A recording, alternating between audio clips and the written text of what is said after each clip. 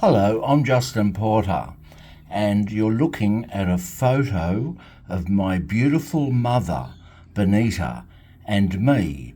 The photo was taken in 1961 when I was born. Now, my mother, the very next year, 1962, she went to heaven. She died at the age of 30 and went to heaven. She died from an asthma attack. When she went to heaven, God said to her, "Here's a pink fluffy cloud. Here's your halo, wings and harp. I believe you're here for eternity.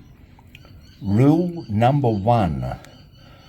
You can watch your grieving husband and 3 children from your pink fluffy cloud, but there is no talking, no comforting, no cuddling, or no protecting your 3 children on earth, as you sit on your fluffy pink cloud from heaven and watch your 3 children.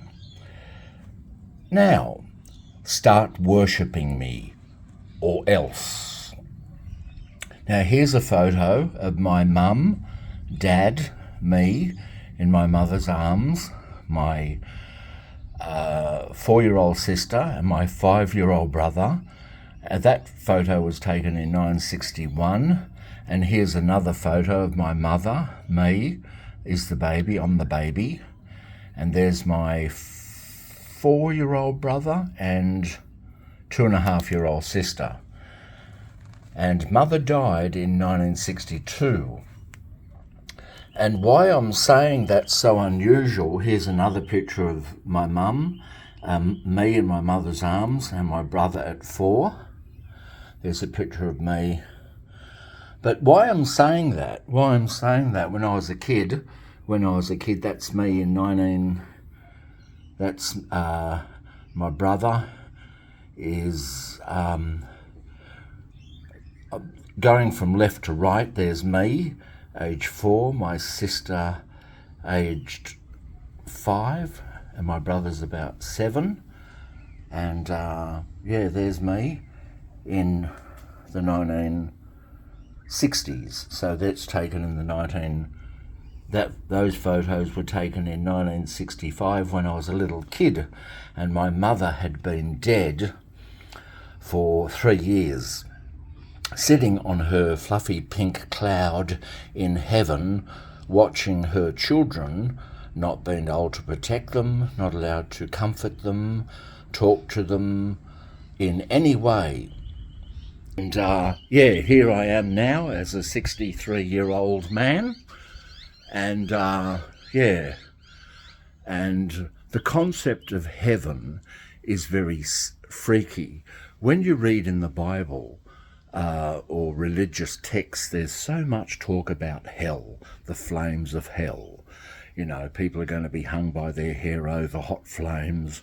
If you're a fornicator, you're going to be hung by your testicles over the flames of hell. If you're a thief, you're going to have your tongue cut out. There's all these stories about hellfire, but why isn't there much stories about heaven? All you hear about heaven is fluffy pink clouds, wings, halos, harps, and Philadelphia cream cheese. But could you imagine if you're a parent? Now you die in the prime of your life when you're 30, like my mother. My mother died from an asthma attack when she was 30. Now she went to heaven, and she watched from a cloud in heaven with her harp and halo. She watched her grieving 32-year-old husband, her 5-year-old son, Scott, her 4-year-old daughter, Lisa, and me. And when I was a little kid in the 60s and the 70s, I didn't have a mother. I never knew my mother because my mother died when I was 1.5.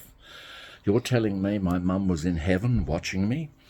Because my grandparents used to say to me, "Oh, Mum's watching you from heaven." In 1969, when I was 8, my father committed suicide. My 38-year-old father committed suicide in 1969 when I was 8. If there really was a God of love, why did he let my mother go to heaven? I'm not complaining. I was born with good looks. I was born with good eyesight. I had perfect eyesight until I was 40. So we're all born into this world with something going wrong.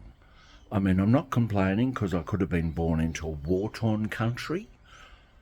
Hey, I could have been born into a Muslim country as a woman. I was born in Australia, so I was pretty lucky. I had good eyesight, good teeth. I had perfect health. But my mother died when I was 1.5, and my mother had asthma. My mother was an asthmatic, and in 1962 we didn't have Ventolin puffers. Ventolin puffers came out in 1969 when my dad was 38. That's when Ventolin puffers came out.